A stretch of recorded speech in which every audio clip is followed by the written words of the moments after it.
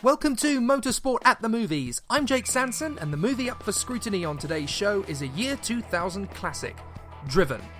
Well, I say classic, it's more of a rubbish attempt at a very good idea. The Driven saga all started back in 1994, when Hollywood A-lister Sylvester Stallone, you know, the guy from Rocky. Okay, the guy from Rambo.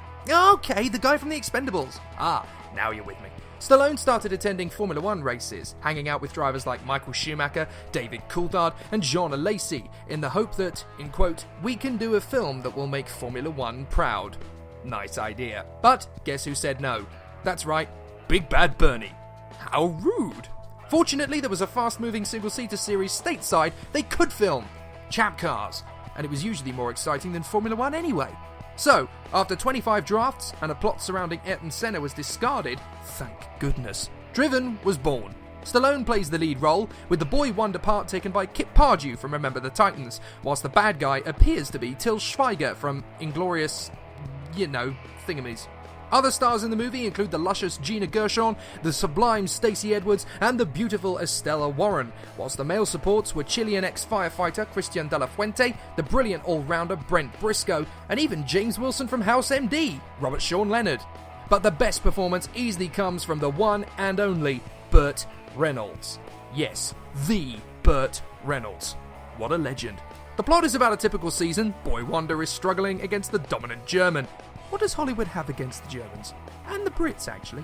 Washed-up Stallone comes back to save the fortunes of both team and driver, resulting in some very bad scriptwriting, I'm afraid. Plus, some scenes that just don't make any sense at all, such as the downtown chase through Chicago, for instance. And I thought Ricky Bobby was unbelievable. What really kills the movie stone dead, though, is the special effects. And yes, these are really screenshots from the movie. Even the Lego movie had better and more realistic-looking action car sequences. You could argue the biggest problem of all lay in the movie's director, Rennie Harlin, who is famed for great epics such as Cliffhanger, Cutthroat Island, and Deep Blue Sea. Dear, oh dear, oh dear. But at least there were cool racing cameos from some of the top drivers in the world, such as Jacques Villeneuve, Jean Alesi, Dario Franchitti, Juan Pablo Montoya, in fact, pretty much all of these guys. Don't they look so young? The movie was a commercial flop, grossing $32 million of the original $72 million budget, and Jay Leno described it as the worst car film ever made. And even Stallone himself now states that he regrets making the film. Oh dear. Mind you, they did make a video game out of it, although the special effects look pretty much the same as the graphics on the video game, if we're honest. I give this film 2 stars out of 5, basically because it's one of those films that's so awful, it's actually kind of good. Strange, I know. Mind you, with all the Hollywood stars flitting about Formula One nowadays, we can at least be grateful. It could have been a lot worse.